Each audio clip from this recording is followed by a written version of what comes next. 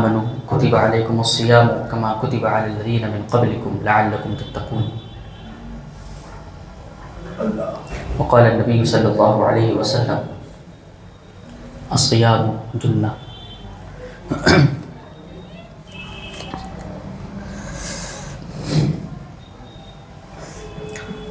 مومن جب کوئی گناہ کرتا ہے تو ایک چھوٹا سا گناہ اسے ایسے معلوم ہوتا ہے جیسے کہ اس کے اوپر کوئی پہاڑ لاد دیا گیا اور وہ اس کے بوجھ کو برداشت نہیں کر سکتا. لیکن کافر کی یہ پہچان ہوتی ہے کہ جب وہ بڑے سے بڑے گناہ کرے اور اس کے بعد وہ اس کو ایسے نظر انداز کر دے جیسے کہ کوئی مکھی اس کے اوپر آ کر بیٹھ گئی ہو اور اس نے اس کو اڑا دیا ہو، اور اس کے بعد وہ توبہ بھی نہ کرے. کیونکہ توبہ تو وہی کرے گا جس کو گناہوں کا بار محسوس ہوگا. توبہ وہی کرے گا جس کے دل میں گناہوں کی کھٹک محسوس ہو. توبہ وہی کرے گا جو پھونک پھونک کا قدم رکھنے کے بعد جب اس کا قدم لڑکھڑا جائے گا تو اس لڑکھڑاہٹ کو محسوس کرے گا. توبہ وہی کرے گا جو جانے انجانے ہو جانے والے گناہوں سے بھی ہر وقت ڈرتا ہوگا. توبہ وہی کرے گا جو یہ سمجھتا ہوگا کہ کہیں ایسا نہ ہو کہ ایک گناہ ایسا رہ جائے اس دنیا کے اندر جس کا میں توبہ نہ کروں اور وہ گناہ مجھے جہنم میں لے جائے. توبہ تو وہی کرے گا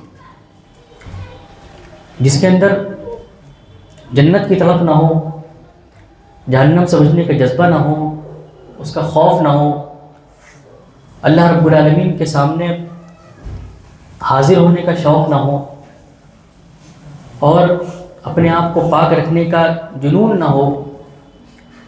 وہ توبہ کیوں کرے گا؟ اس کے لیے جنت کوئی معنی کیوں رکھے گی؟ اس کے لیے اگر اس کو یہ خوشخبری سنا دی جائے کہ رمضان بھر اگر روزے رکھ لو گے کہ تمہارے سارے گناہ معاف ہو جائیں گے، تو یہ بات اسے کوئی خاص بڑی بات معلوم نہیں ہوگی. اگر اسے یہ کہہ دیا جائے کہ رمضان بھر کے روزے رکھنے کے بعد اور جنت تمہیں حاصل ہو جائے گی، تو شاید یہ چیز اس کے لیے کوئی بڑی نعمت اور اہمیت کی حامل نہ ہو. کیونکہ وہ احساس ہوتا ہے، ایمان کا احساس، جو انسان کو توبہ کرنے پر ابھارتا ہے. اور ایمان اور یقین اس بات پر کہ جنت حق ہے، جہنم سچ ہے، پروردگار کے سامنے ایک دن حاضر ہونا ہے. یہ ایمان اور یہ یقین جتنا گہرا ہوتا ہے، یہ احساس جتنا گہرا ہوتا جاتا ہے، انسان کو فکر ہونے لگتی ہے، اپنے ہر عمل کی فکر ہونے لگتی ہے. وہ سوچتا ہے کہ اگر میرے اوپر کسی نے ظلم کیا ہے تو میں اس سے بدلہ نہ لوں. ایسا نہ ہو کہ بدلہ لینے کے بعد میں زیادہ بدلہ لے لوں اور وہ میرے گناہ میں آ جائے. ہر وقت اسے یہ فکر رہتی ہے کہ جنت اور جنت اور جنت، پروردگار سے ملاقات اور ملاقات اور ملاقات، یہ کیفیت ہوتی ہے. یہ باتیں میں نے کیوں کی؟ یہ باتیں صرف اس لیے کی کیونکہ اگر ہم رمضان کی فضیلتیں بتا دیں تو اس میں چند چیزیں آپ کو سنا دی جائیں گی جو پہلے سے معلوم ہوتی ہیں عام طور پہ، کہ رمضان میں جو روزے رکھے ایمان اور احتساب کے ساتھ اس کے گناہوں کو بخش دیا جاتا ہے. جو قیام اللیل کرے اس کے گناہوں کو بخش دیا جاتا ہے. اور روزے دار کی منہ کی بو اللہ رب العالمین کے نزدیک مشک کی خوشبو سے بہتر ہوتی ہے. اور رمضان کا وہ مہینہ ہے جب اللہ رب العالمین جنت کے دروازے کھول دیتے ہیں، جہنم کے دروازے بند کر دیتے ہیں اور شیطانوں کو بند کر دیا جاتا ہے. لیکن یہ سب باتوں کا کیا فائدہ جب ہمارے اندر तड़प ही ना हो जन्नत की, तो रमज़ान ही का क्या फ़ायदा। जब हमारे अंदर अल्लाह रब्बुल आलमीन के करीब जाने का शौक ही ना हो तो 1000 रमज़ान आते और जाते रहे और हम बस रोज़े रख के सोते रहे। और रोज़ा रखना भी ज़रूरी है क्योंकि घर वालों ने सहरी करवा दी है। तो बहुत बहुत बुरे हालात हो गए, बहुत बुरे हालात हो गए। मेरे भाइयों, रमज़ान का महीना करीब आ रहा है। अल्लाह रब्बुल आलमीन से दुआ करिए कि परवरदिगार आलम हमारे अंदर अव्वलन तो गुनाहों का एहसास पैदा कर दे। हम माफ़ी कितनी मांगें, माफ़ी तो वो मांगता है जिसके अंदर गुनाहों का एहसास हो। अल्लाह से दुआ करें कि परवरदिगार मेरे अंदर जन्नत की तड़प पैदा कर दे। तभी तो रमज़ान में हम रो रो कर अल्लाह रब्बुल आलमीन से दुआ मांगेंगे। हम अल्लाह से दुआ करें परवरदिगार आलम मेरे अंदर जहन्नम का खौफ पैदा कर दे। तभी तो हम रमज़ान के अंदर अल्लाह रब्बुल आलमीन से रो रो कर दुआ मांगेंगे, रब्बना सिरिफ अन्ना अज़ाब जहन्नम इन्ना अज़ाबहा कान गरामा। ऐ मेरे परवरदिगार जहन्नम से मुझे बचा ले, बहुत सख्त अज़ाब है उसका, मैं बर्दाश्त नहीं कर सकता। अल्लाह रब्बुल आलमीन ने अंबिया को कत्ल होते हुए देखा, अपने नबी को ताइफ में पत्थर खाते हुए देखा, इब्राहिम अलैहिस्सलाम को आग में डाला जाते हुए देखा, मासूम बच्चों को फिरौन के ज़माने में कत्ल करते हुए देखा। लेकिन अल्लाह रब्बुल आलमीन ने वो तकलीफ़ें उनसे नहीं उठाई, क्योंकि ये तकलीफ़ें कुछ मायने नहीं रखती। ये दर्द चाहे जितना शदीद हो लेकिन आर्जी है, ये दर्द चाहे जितना सख्त हो लेकिन चंद दिनों का है। और वो दर्द शदीद भी है और हमेशा रहेगा। ये नेमत चाहे जितनी लजीज हो लेकिन 2 दिन की, और वो नेमत लजीज भी है और हमेशा की भी है। ये बातें मैं जो कर रहा हूँ ये सारी कुरान और हदीस से कर रहा हूँ, लेकिन ये कि कुरान और हदीस हर जगह कोट करना, उससे कलाम में एक इनक़िता पैदा हो जाता है। तो सिर्फ आज मुझे आपको बहुत ज़्यादा फ़ज़ाइल, बहुत ज़्यादा बरक़ात और वो सारी बातें बताने, सबको मालूम है ये बातें, मुझे नहीं लगता ये किसी को नहीं मालूम हो।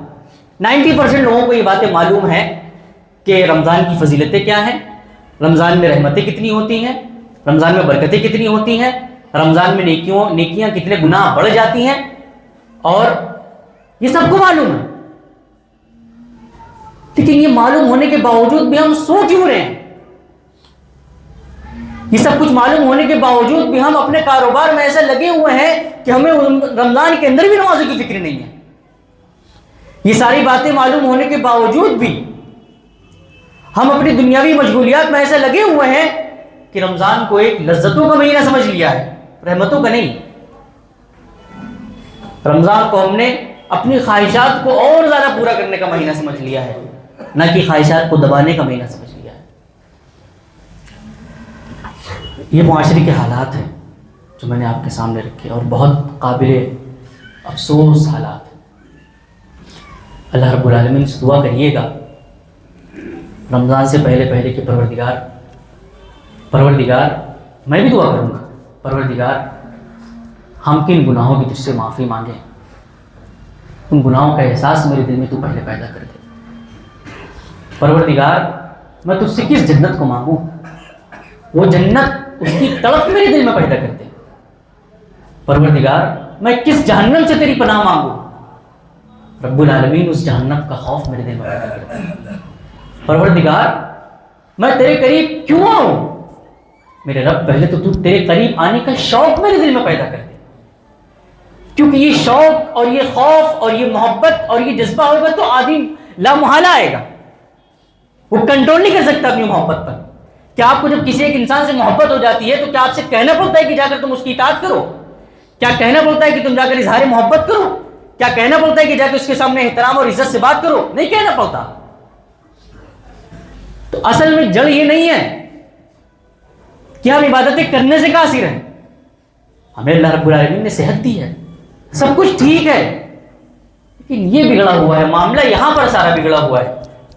اللہ کے رسول صلی اللہ علیہ وسلم نے کہا تھا کہ دیکھو تمہارے جسم کے اندر ایک ایسا ٹکڑا ہے کہ اگر وہ صحیح ہو گیا سب صحیح ہو جائے، اور اگر وہ خراب ہو گیا سب خراب ہو جائے۔ پھر اللہ کے رسول نے کہا وہ ٹکڑا تمہارا دل ہے، تمہارا دل صحیح ہو گیا، تمہارے دل کے اندر سچا ایمان پیدا ہو گیا، تمہارے دل کے اندر اللہ رب العالمین کی محبت پیدا ہو گئی، تمہارے دل کے اندر جنت میں جانے کی طلب پیدا ہو گئی، تمہارے دل کے اندر جہنم کا خوف پیدا ہو گیا، تمہارے دل کے اندر اللہ رب العالمین سے ملاقات کی شوق پیدا ہو گئی، تمہارے دل کے اندر یہ شوق پیدا ہو گیا کہ میں نہیں رہ سکتا نافرمانی کر کے، میں اپنے پروردگار کا بندہ بن کر رہنا چاہتا ہوں، یہ میرا شوق ہے، یہ میرا جذبہ ہے، میں نہیں رہ سکتا نافرمان، میں اس کے بغیر نہیں رہ سکتا، پروردگار کے بغیر میں رہ ہی نہیں سکتا، مجھے جانا ہے نماز پڑھنے کے لیے، وہ میری خوراک ہے، وہ میری حاجت ہے، وہ میری غذا ہے، میں رہ نہیں سکتا۔ اور ایک اور حدیث میں کہا تھا کہ وہ انسان مردہ ہوتا ہے جو اللہ کو یاد نہ کرے، وہ انسان مردہ ہوتا ہے جو اللہ کو یاد نہ کرے۔ اصل میں تو ہم اللہ رب العالمین سے پہلے اپنی زندگی مانگے، پروردگار ہمارا دل مردہ ہو گیا ہے، ہمارے دل مردہ ہو گئے، میرے رب یہ پتھر ہو گئے، ان کو تو نرم کر دے۔ پروردگار آنکھوں سے آنسو نہیں نکلتے کیونکہ ہمارے دلوں کے اندر معلوم نہیں کون کون سی بیماریوں نے جنم لے لیا ہے، میرے رب تو میرے دل کے علاج کر دے۔ یہ ساری باتیں میں اس لیے کہہ رہا ہوں کہ رمضان آنے والا ہے اور رمضان سے پہلے ہم کو تیاری کرنی ہے۔ تیاری کس بات کی کرنی ہے کہ جب رمضان شروع ہو جائے تو ایک لمحہ بھی ہم کو ضائع نہیں کرنا، پہلے دن سے لے کر آخری دن تک ہم کو ہر دن اپنے پروردگار کے قریب جانا ہے، جہنم سے دوری مانگنی ہے، اس کا خوف مانگنا ہے، اور رمضان ایسے گزارنا ہے کہ جیسے ایک مجاہد اس کی صبح ایک جنگ کی شروعات کی طرح ہو اور اس کی شام ایک فتح کے ساتھ ہو کہ پروردگار میں نے آج پورا دن شیطان سے جنگ کی اور میں جیت گیا، آج میں نے اپنے نفس سے جنگ کی اور میں جیت گیا۔ اور اگر ہار جائیں تو دوسرے دن پھر اپنا ہتھیار اٹھائیں، وہ ہتھیار جس کو روزہ کہا گیا، وہ ہتھیار جس کو دعا کہا گیا، وہ ہتھیار جس کو نماز کہا گیا، پھر اٹھائیں اور نکل چلیں نفس سے لڑنے کے لیے، اپنے آپ سے لڑنے کے لیے، اپنی خواہشات سے لڑنے کے لیے، اپنی شہوات سے لڑنے کے لیے، اپنی عادتوں سے لڑنے کے لیے، لڑتے رہیں اور اس کے بعد رات کو خود سے پوچھیں کہ کیا میں جیتا یا میں ہار گیا۔ اگر ہار جائیں تو پھر اٹھیں، پھر لڑیں، یہاں تک کہ رمضان ختم ہوتے ہوتے آپ کی جیت ہونی چاہیے، ہار نہیں ہونی چاہیے، کیونکہ ہم ہار جاتے ہیں، ہفتہ بھر گزرتا نہیں مسجدیں خالی ہو جاتی، عید آتی ہے تو ایک صف رہ جاتی ہے، ہم ہار گئے، شیطان جیت گیا، ہم ہار گئے، نفس جیت گیا۔ جو میدان اللہ رب العالمین نے ہم کو دیا تھا جیت حاصل کرنے کے لیے، اس میدان کا ہم نے فائدہ نہیں اٹھایا۔ جو وقت پروردگار نے ہم کو دیا تھا اس وقت کا ہم نے فائدہ نہیں اٹھایا، ہم نے وہ سب کچھ ضائع کر دیا اور برسوں ہوتے چلے آئے ہیں۔ ہم نے کتنے رمضان ایسے ضائع کر دیے، ہم نے کتنی اصلاح کی، ہم نے کتنی عادتوں کو بدلا، ہم اللہ کے کتنا قریب ہوئے، ہم نے اپنے اندر کتنی جنت کی طلب پیدا کی، جہنم پہ کتنا خوف پیدا کیا، شیطان کی دشمنی کو ہم نے کتنا نبھایا اور اپنوں کی دوستی کو کتنا نبھایا، کتنے رمضان گزر گئے، لیکن ہم نے یہ کچھ بھی نہیں کیا۔ تو رمضان سے پہلے کے لیے تیار ہونا ہے، اپنے دل کو تیار کرنا ہے اللہ رب العالمین سے جا کر۔ میں تو گناہوں کی معافی کی بعد میں بات کروں گا نا، پہلے گناہوں کا احساس تو پیدا ہو، میں جنت کی حصول کی بعد میں بات کروں گا، جنت کی طرف تو پیدا ہو، میں جہنم سے بچنے کی بات بعد میں کروں گا، جہنم کا خوف تو دل میں پیدا ہو، میں اللہ رب العالمین سے ملنے کی بات بعد میں کروں گا، اس سے ملاقات کا شوق تو پیدا ہو۔ سارا معاملہ دل کا ہے، سارا معاملہ دل کا ہے. ہمارے دل بیمار پڑے ہوئے ہیں، ہمارے دل بیمار پڑے ہوئے ہیں. ہمیں رب العالمین سے اس بیماری کو اپنے دلوں سے نکالنے کی دعا کرنی ہے. قرآن میں اللہ رب العالمین نے کہا ہے کہ دل سخت ہو جاتے ہیں، اتنے سخت ہو جاتے ہیں کہ پتھر سے بھی زیادہ. پتھروں کے اندر تو وہ نرمی ہوتی ہے کہ اللہ رب العالمین کی یاد سے وہ کبھی کبھی چیر جاتے ہیں، ان کے اندر سے پانی نکل آتا ہے. لیکن دل اللہ رب العالمین کی یاد قبول نہیں کرتے، اتنے سخت ہو جاتے ہیں کہ یاد ہوتی رہے اللہ رب العالمین کو، ہم یاد کرتے رہیں، قرآن کریم کی تلاوت کرتے رہیں، لیکن کوئی نرمی نہیں، کوئی نگاہوں سے آنسو نہیں. میں یہ بات آنسو والی بات میں کیوں کر رہا ہوں؟ اللہ رب العالمین نے قرآن مجید میں کہا ہے، اپنے انبیاء کا ذکر کیا اور کہا کہ جب ان انبیاء کو قرآن کریم کی تلاوت کر کے اللہ رب العالمین کی آیات وہ قرآن کریم کے اندر بھی تھی اور پچھلی کتابوں کے اندر بھی، جب وہ پڑھ کے سنائی جاتی تھی تو وہ رونے لگتے تھے، ان کی آنکھوں سے آنسو جاری ہو جاتے تھے. اللہ رب العالمین نے دوسری جگہ بھی کہا کہ مومن بندے تو وہ ہوتے ہیں راتوں کو ان کو کروٹیں نہیں آتی، ہمیشہ سوچتے رہتے ہیں کہ آیا جہنم میں جائیں گے کہ جنت میں جائیں گے، آیا صبح اٹھنے کے بعد زندہ رہیں گے کہ نہیں رہیں گے، زندہ ہونے کے بعد جب آنکھ کھلے گی تو ہمارے سامنے موت کے فرشتے ہوں گے اور ہمارے سامنے جہنم ہوگی کہ جنت ہوگی. ان کو نیند نہیں آتی، روتے رہتے ہیں اور اٹھ کر اللہ رب العالمین سے دعائیں کرتے رہتے ہیں کہ پروردگار بچا لینا. یہ کیوں کرتے ہیں وہ؟ کیونکہ ان کو فکر رہتی ہے، ان کو فکر رہتی ہے، لہٰذا وہ فکر ہم کو پیدا کرنی ہے. اب اس کے بعد ہم کو بننا کیا ہے، میں اس کی طرف تھوڑی سی رہنمائی کرنا چاہوں گا. قرآن کریم کے اندر آپ جب قرآن کا مطالعہ کریں گے تو پوری قرآن کے اندر ایک رکوع بیان ہوا ہے سورۃ الفرقان کا. سورۃ الفرقان کا آخری رکوع ہے. میں چاہوں گا سب لوگ گھر پہ جا کر اس کا مطالعہ ضرور کریں، ترجمہ اس کا ضرور دیکھیں. اس میں اللہ رب العالمین نے کچھ باتیں بیان کی ہیں. وہ باتیں کیا ہیں؟ عباد الرحمن کی صفتیں بیان کی. عباد الرحمن، عباد الرحمن کا مطلب کیا ہوتا ہے؟ رحمان کے بندے. اللہ رب العالمین نے ان کے تعلق سے کچھ باتیں بیان کی ہیں. میں وہ باتیں آپ کے سامنے سرسری طور پر بیان کر دیتا ہوں، اور اس کے بعد آپ دیکھیں کہ آپ رمضان کے اندر عباد الرحمن بن پاتے ہیں یا نہیں. تو وہ آیتیں پڑھتے ہیں. اللہ رب العالمین فرماتا ہے وَعِبَادُ الرَّحْمَنِ الَّذِينَ يَمْشُونَ عَلَى الْأَرْضِ هَوْنًا وَإِذَا خَاطَبَهُمُ الْجَاهِلُونَ قَالُوا سَلَامًا. سب سے پہلی صفت کہ رحمان کے بندے تو وہ ہیں جو جب زمین پر چلتے ہیں تو جھک کر چلتے ہیں. وہ کوئی فضول گفتگو نہیں کرتے، الٹی سیدھی باتیں نہیں کرتے، گالی گلوچ نہیں کرتے. اور جب ان سے اس طرح کی باتیں کوئی کرتا ہے، کوئی لڑائی جھگڑا کرتا ہے تو کہتے ہیں السلام علیکم، ان پر سلامتی بھیجتے ہیں، کھڑے ہو کر جھگڑنے نہیں لگتے. ان کا یہ اخلاق اللہ رب العالمین نے بتایا ہے، اس کو قرآن میں ذکر کیا ہے اور ہمیں بتانا چاہے کہ تم کو عباد الرحمن بننا ہے. الذین یمشون فی الارض ہونا واذا خاطبهم الجاہلون قالوا سلاما والذین یبیتون لربهم سجدا وقیاما. اور وہ اللہ رب العالمین کے سامنے کھڑے ہو کر سجدے کر کے رکوع کر کے راتیں بسر کرتے ہیں، اس کو یاد کرتے ہوئے راتیں بسر کرتے ہیں. صرف سوتے نہیں رہتے، وہ جاگتے بھی ہیں اللہ رب العالمین کو یاد کرنے کے لیے. والذین یبیتون لربهم سجدا وقیاما والذین یقولون ربنا اصرف عنا عذاب جہنم ان عذابها کان غراما.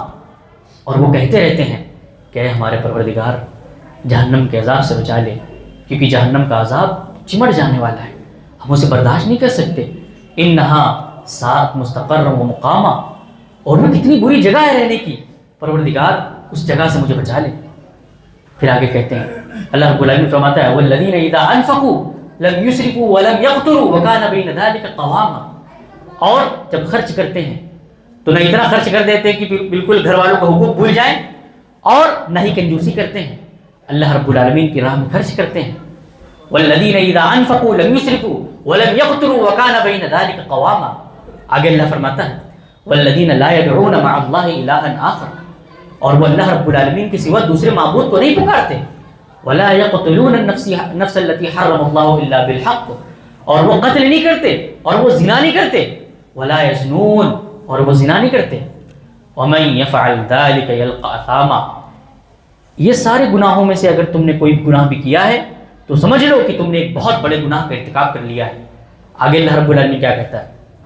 یضاعف له العذاب یوم القیامت ویخلد فیہ مہانا، کہ روز قیامت اس کو دگنا عذاب دیا جائے گا اور وہ ہمیشہ ہمیشہ جہنم میں رہے گا، کیونکہ وہ قتل کر کے آیا ہے، کیونکہ اس نے شرک کیا ہوا ہے۔ اور آگے اللہ تعالیٰ نے کیا کہا؟ یہ آیت بہت خوبصورت آیت ہے، بہت، آپ اس کو غور سے سنیں۔ سارے گناہ کر لیا آپ نے، اللہ تعالیٰ کیا کہہ رہے ہیں؟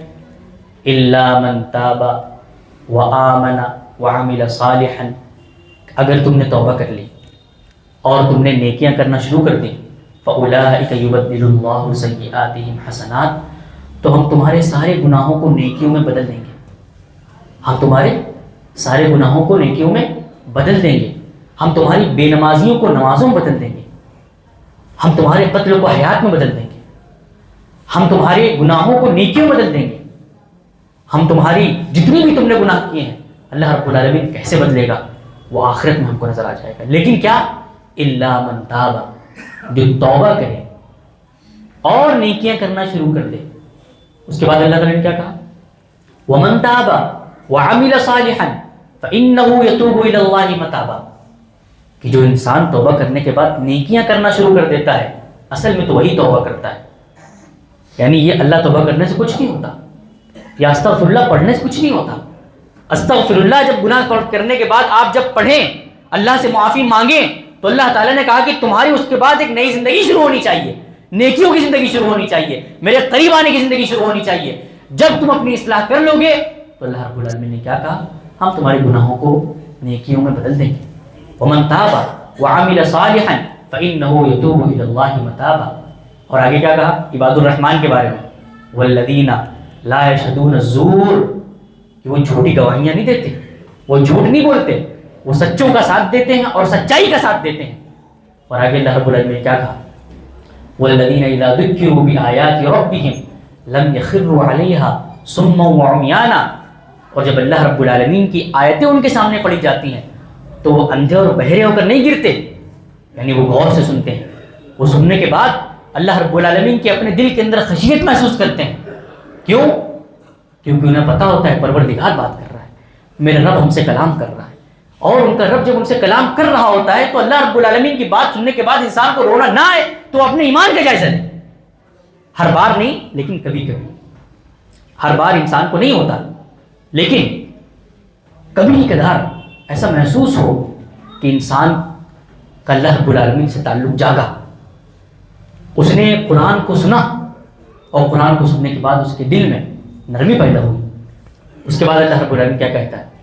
والذین اذا ذکروا بآیات ربهم لم یخروا علیہا صما وعمیانا والذین یقولون ربنا هب لنا من ازواجنا وذریاتنا قرۃ اعین واجعلنا للمتقین اماما۔